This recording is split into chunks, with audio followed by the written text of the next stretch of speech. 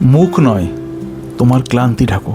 তুমি তো ক্লান্ত, সেটাকে ঢাকার দরকার নেই। দেখো 40-এ এসে তুমি দামি ক্রিম ব্যবহার করছো, তোমার মুখের দাগ হয়তো কিছুটা হলেও উঠে যাবে, পিগমেন্টেশন হয়তো কিছুটা হলেও কমবে, কিন্তু তুমি যে দিনের পর দিন রাত জেগে থাকছো, তুমি যে এত ক্লান্ত মানসিকভাবে, তুমি এই যে এত অবহেলিত হচ্ছ, তার চাপটা কি করে কমবে, তার দাগটা কি করে লুকাবে, কখনো ভেবে দেখেছো?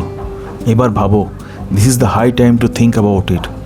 দেখো সত্যি কথা বলতে 40-এ এসে না সুন্দর দেখানোর থেকেও ভালো থাকাটা ভীষণ important. You should stay well from within, right? কিছু ভুল বললাম কি? কারণ এই দুনিয়াতে একটা শান্তিপূর্ণ মুখের থেকে, একটা শান্ত কাম ফেসের থেকে সুন্দর প্রসাধন আর কিচ্ছু হয় না। Trust me. তোমাদের কেমন লাগলো ভিডিওটা? আমি কি কিছু ভুল বললাম? Please comment and let me know your opinion.